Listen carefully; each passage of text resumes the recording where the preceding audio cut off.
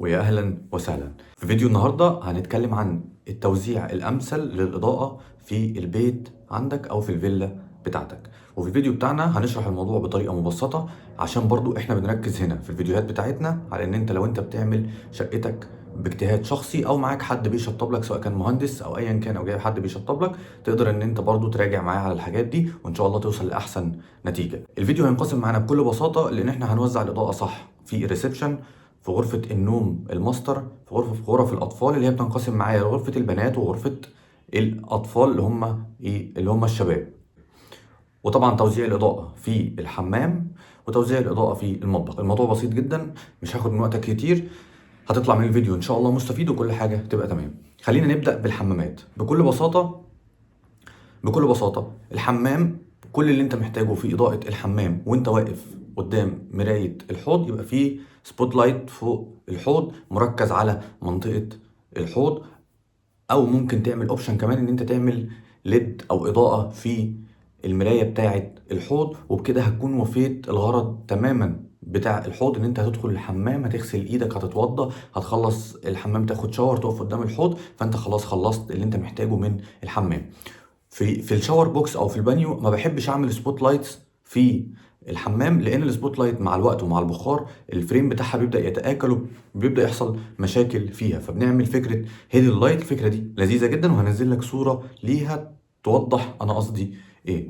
فاحنا بكل بساطه في الحمام كل اللي احنا محتاجينه ان احنا نعمل اضاءه مركزه على منطقه الحوض، وهيدن لايت لاضاءه الشاور، بحيث ان انا لما اجي ادخل اخد شاور يبقى في اضاءه مخفيه هاديه، اخد شاور بطريقه ريلاكس وبطريقه هاديه. وباقي الحمام بتاعي ممكن اضيف سبوت او اتنين زياده احتياطي لو انا مثلا حاطط الغساله في الحمام وحابب ان انا الدنيا عندي تبقى واضحه اكتر. غير كده الحمام بسيط جدا، مش محتاجين نزود فيه اضاءه على الفاضي. ممكن الجروفز اللي هتتعمل في الشاور بوكس تديك اضاءه ديكوريه برضو جميله، الاماكن اللي بتحط فيها الشامبوهات مفيش اي مشكله.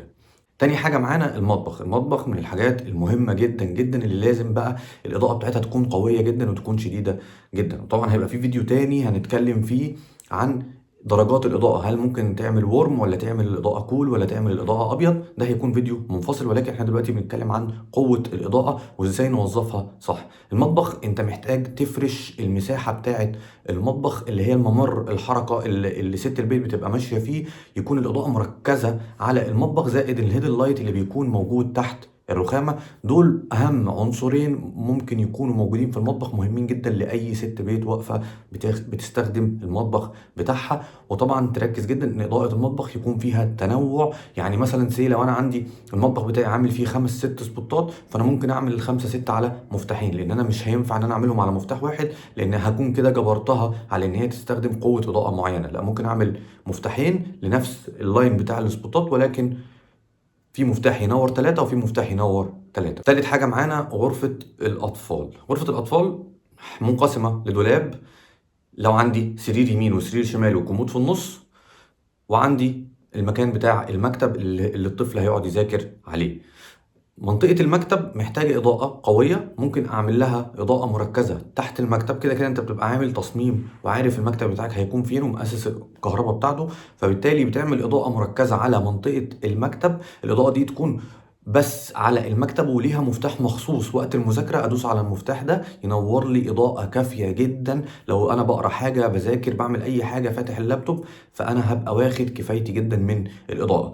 تاني حاجة معانا في الأوض النوم الأطفال للشباب، ممر الحركة اللي في النص اللي ما بين السرير والسرير اللي هو الكومود، الممر ده لازم تعمل فيه إضاءة. الإضاءة دي تديك إضاءة للشخص صحي بالليل ولا حاجة يقدر ان هو يتحرك في المنطقة دي بكل سهولة، ومنطقة الحركة دي تبقى واضحة. فوق السراير انا مش محتاج اي إضاءة. انا عارف ان المعلومات دي ممكن تكون بسيطة جدا، ولكن صدقني في ناس كتير بتعمل إضاءات كتير جدا وبطريقة مبالغ فيها في الغرف وما بتبقاش ليها اي لازمة. فوق السراير انت مش محتاج اي إضاءة مركزة عليك، لان هي هتعمل لك ازعاج شديد، وفي نفس الوقت وانت نايم على السرير انت مش محتاج إضاءة اصلا وانت نايم على السرير. كل اللي انت محتاجه في ممرات الحركه. اخر حاجه معانا في اوضه الاطفال الشباب، الدولاب بتاعي بيكون 60 سنتي. قدام الدولاب اعمل ديزاين للسبوتات، سواء سبوت مدور، سبوت مربع، سبوت زوجي، ايا كان الديزاين هتعمل ليد بروفايل، ايا كان انت نفسك في ايه، ولكن يكون بعد ال 60 سم بتوع الدولاب، بحيث ان انت واقف قدام الدولاب انت شايف اللبس بتاعك كويس جدا، خصوصا لو انت مش عامل دريسنج او مش عامل اضاءه في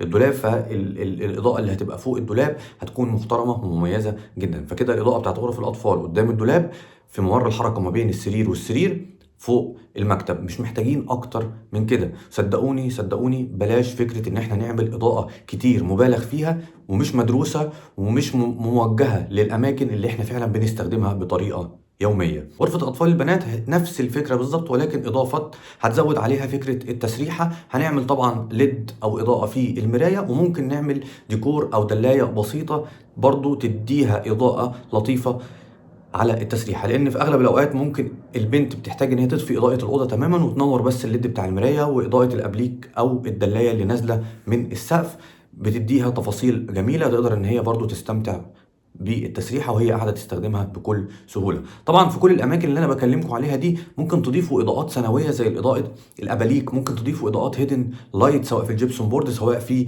الخشب ايا كان، ولكن احنا بنتكلم على الاضاءه الفعليه اللي انا هستخدمها. غرفة الماستر ينطبق عليها نفس الكلام بالظبط. لو احنا مثلا عندنا غرفة الماستر السرير بتاعنا وحبيت ان انا اعمل نجفة في نص السرير، يفضل ان لو انك كده كده عرض السرير او طول السرير بيكون ثابت، بيكون طول اي سرير بيكون 2 متر.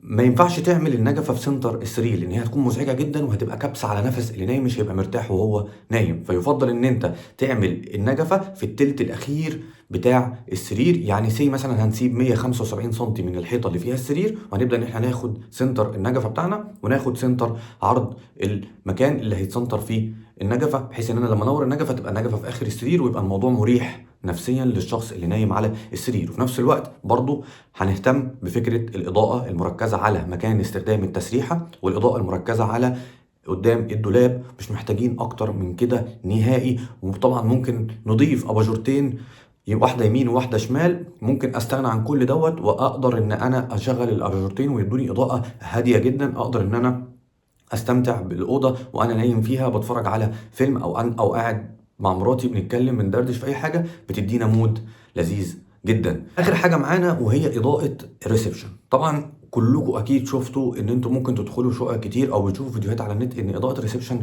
اشكالها كتير، في السبوتات، في الماجنتيك تراك، في الليد بروفايل، في الهيدن لايت، في كل انواع الاضاءه اللي ممكن تتخيلها. ولكن انا عن نفسي لما باجي اعمل تصميم لريسبشن او لشقه باخد بالي جدا زي ما احنا قلنا في الاول استخدام الشخص في المكان هيكون عامل ازاي. انا عندي سفره، لازم اضاءه تبقى مركزه على السفره، ومعروف ان الاضاءه دي بتنور المكان بتاع السفره. المكان بتاع الليفينج او الانتريه ما ينفعش ان انا اعمل الاضاءه من فوق راس الناس اللي قاعده تتفرج على التلفزيون او الناس اللي قاعده بتتكلم مع بعض. ما ينفعش ان انا اعمل الاضاءه مركزه فوق راسهم لان ساعتها هيبقى في ظل رامي على الناس اللي قاعده تتفرج. يفضل ان انت الاضاءه تعملها قدام على الترابيزه اللي محطوطه في الانتريه، سواء بقى عملت ماجنتيك، سواء عملت سبوتات، سواء عملت نجفه، ايا كان تكون الاضاءه مش موجهه مباشره على الشخص اللي قاعد. اولا هتعمل له ازعاج، ثانيا هترمي عليه زاويه ظل مش هتبقى مريحه ليه وهو قاعد بيستخدم المكان. طبعا كمان انا حابب اقول لك ان في الريسبشن انت ممكن تضيف الاباليك عادي جدا، تضيف دلايات عادي جدا، تضيف هيدن لايت لو انت عامل مثلا ديكور بيلت ان او عامل تجليده من الخشب، ممكن تضيف الحاجات الهيدن لايت دي، بتدي اضاءه هاديه غير مباشره ولذيذه. ولكن خلينا نقول وخلينا نكون واقعيين ان هي بتكون اضاءه ثانويه. احنا بنتكلم بالظبط على ان انت تحط الاضاءه الرئيسيه في اماكنها الصحيحه، مش مجرد ان انا عملت رسمه شكلها حلو في الجبسون بورد وافرح بيها وفي الاخر مش هتحقق لي اللي انا عايزه. وفي نفس الوقت لما هتيجي تعيش في المكان وتقعد فيه مش هتشغل كل الاضاءه دي. مش منطقي ان انت هتنور المكان ده كله الا لو في حالات نادره جدا، لو عندك عزومه او في اجتماع مثلا في البيت او ايا كان. فخلينا نحط الاضاءه بتاعتنا في الاماكن بتاعتها، فوق السفره، فوق ترابيزه الانتريه، قدام التلفزيون، في الاماكن اللي فعلا انا محتاج ابص عليها كويس واركز عليها كويس. وصدقني المكان كله هيكون منور، وما تقلقش من قله السبوتات، لان صدقني الموضوع مش بكتر السبوتات. وعشان تكون عارف كلامنا ده كلام هندسي جدا، وزي ما قلت احنا ممكن ننزل فيديو نتكلم فيه عن التوزيع الهندسي للاضاءه، ايه كميه الاضاءه وعدد السبوتات المناسبه اللي ممكن نحطها في كل فراغ، وايه درجه لون الاضاءه اللي ممكن نقدر نحطها في بيوتنا وتبقى مريحه لينا نفسيا. اتمنى تكون استفدت من الفيديو. ولو عندك اي استفسار وحاببني اساعدك في اي حاجه اكتب لي تحت في الكومنت وانا هرد عليك على طول. وشكرا، واشوفكم في الفيديوهات اللي جايه.